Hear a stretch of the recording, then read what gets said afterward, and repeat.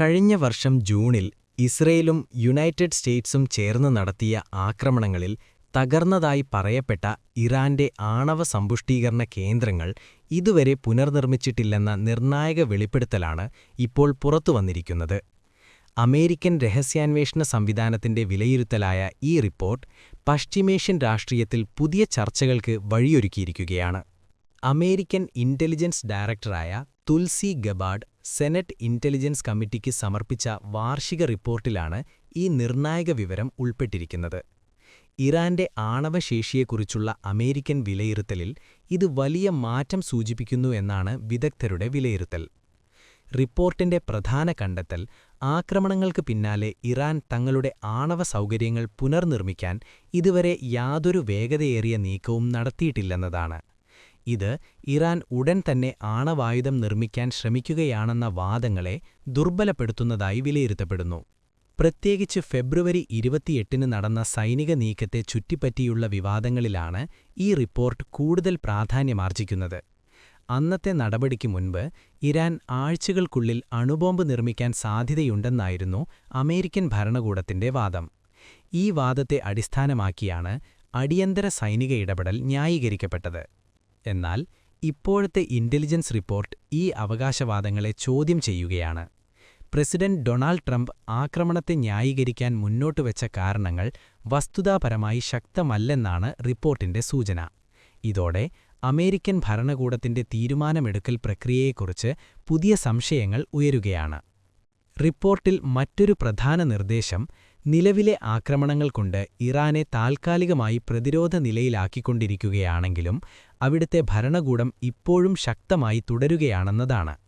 ഇത് സൈനിക സമ്മർദ്ദം മാത്രമുപയോഗിച്ച് ഒരു രാജ്യത്തിന്റെ തന്ത്രപ്രധാന ശേഷികളെ സ്ഥിരമായി തകർക്കാൻ കഴിയില്ലെന്ന തിരിച്ചറിവിനെയാണ് ശക്തിപ്പെടുത്തുന്നത്. ഇതോടൊപ്പം ഭാവിയെക്കുറിച്ചുള്ള മുന്നറിയിപ്പും റിപ്പോർട്ടിലുണ്ട്. ഇറാനിലെ നിലവിലെ സർക്കാർ അധികാരത്തിൽ തുടരുകയാണെങ്കിൽ യുദ്ധത്തിൽ തകർന്ന സംവിധാനങ്ങൾ പിന്നീട് പുനർനിർമ്മിക്കാൻ അവർ ശ്രമിക്കുമെന്നതാണ് വിലയിരുത്തൽ. അതായത് ഇപ്പോഴത്തെ സൈനിക നീക്കങ്ങൾ ദീർഘകാലപരമായ പരിഹാരമല്ലെന്ന സന്ദേശമാണ് ഇതിലൂടെ ലഭിക്കുന്നത്. ഈ റിപ്പോർട്ട് അമേരിക്കൻ ഭരണകൂടത്തിനും രഹസ്യാന്വേഷണ ഏജൻസികൾക്കും ഇടയിലുള്ള ഭിന്നതകളെയും പുറത്തുവന്നിരിക്കുകയാണ്. ഇന്റലിജൻസ് വിലയിരുത്തലുകളും രാഷ്ട്രീയ തീരുമാനങ്ങളും തമ്മിൽ വ്യക്തമായ അകലം നിലനിൽക്കുന്നുവെന്നത് ഇതിലൂടെ വ്യക്തമാണ്. ഇത്തരം ഭിന്നതകൾ ഭാവിയിൽ അമേരിക്കയുടെ വിദേശ നയത്തെ സ്വാധീനിക്കാനുള്ള സാധ്യതയുണ്ട്. പശ്ചിമേഷ്യയിലെ സമഗ്ര രാഷ്ട്രീയ സാഹചര്യത്തിലും ഈ റിപ്പോർട്ടിന് വലിയ പ്രാധാന്യമുണ്ട്. ഇറാന്റെ ആണവ പദ്ധതി വർഷങ്ങളായി അന്താരാഷ്ട്ര രാഷ്ട്രീയത്തിലെ ഏറ്റവും വിവാദ വിഷയങ്ങളിലൊന്നാണ്. ഈ വിഷയത്തെ ചുറ്റിപ്പറ്റിയുള്ള തെറ്റായ വിലയിരുത്തലുകൾ യുദ്ധസാഹചര്യങ്ങളിലേക്ക് നയിക്കാമെന്ന മുന്നറിയിപ്പായും ഈ റിപ്പോർട്ട് കാണപ്പെടുന്നു. അതേസമയം ഇറാൻ തങ്ങളുടെ ആണവ പരിപാടി സമാധാനപരമായ ആവശ്യങ്ങൾക്കായാണെന്ന നിലപാട് ആവർത്തിച്ചുകൊണ്ടിരിക്കുകയാണ്. എന്നാൽ ഇസ്രയേൽ അടക്കമുള്ള രാജ്യങ്ങൾ ഇത് വിശ്വസിക്കുന്നില്ല. ഈ അവിശ്വാസമാണ് പ്രദേശത്തെ സംഘർഷങ്ങൾക്ക് പ്രധാന കാരണം. റിപ്പോർട്ട് പുറത്തുവന്നതോടെ ഭാവിയിൽ നയതന്ത്ര ചർച്ചകൾക്ക് കൂടുതൽ പ്രാധാന്യം നൽകേണ്ടതുണ്ടെന്ന അഭിപ്രായവും ശക്തമാവുകയാണ്.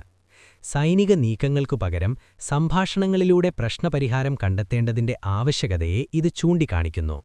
മൊത്തത്തിൽ ഈ വെളിപ്പെടുത്തൽ ഒരു സാങ്കേതിക വിവരം എന്നതിലുപരി ആഗോള രാഷ്ട്രീയത്തിൽ വലിയ പ്രത്യാഘാതങ്ങൾ സൃഷ്ടിക്കാവുന്ന ഒന്നാണ്. അമേരിക്കയുടെ വിദേശ നയത്തിലെ വിശ്വാസ്യത, ഇന്റലിജൻസ് വിലയിരുത്തലുകളുടെ പ്രാധാന്യം, സൈനിക ഇടപെടലുകളുടെ ന്യായീകരണം എന്നിവയെല്ലാം വീണ്ടും ചർച്ച ചെയ്യപ്പെടുന്ന സാഹചര്യം ഇതോടെ രൂപപ്പെട്ടിരിക്കുന്നു. പശ്ചിമേഷ്യയിൽ സമാധാനം സ്ഥാപിക്കാനുള്ള ശ്രമങ്ങൾക്കിടയിൽ ഇത്തരം റിപ്പോർട്ടുകൾ നിർണായകമാണ്. തെറ്റായ ധാരണകളെ അടിസ്ഥാനമാക്കിയെടുക്കുന്ന തീരുമാനങ്ങൾ വലിയ യുദ്ധങ്ങളിലേക്ക് നയിക്കാമെന്നതിനാൽ കൃത്യമായ വിവരങ്ങളും വിശകലനങ്ങളും അന്താരാഷ്ട്ര രാഷ്ട്രീയത്തിൽ എത്രത്തോളം പ്രധാനമാണെന്നതിന്റെ ഉദാഹരണമായാണ് ഈ റിപ്പോർട്ട് വിലയിരുത്തപ്പെടുന്നത്.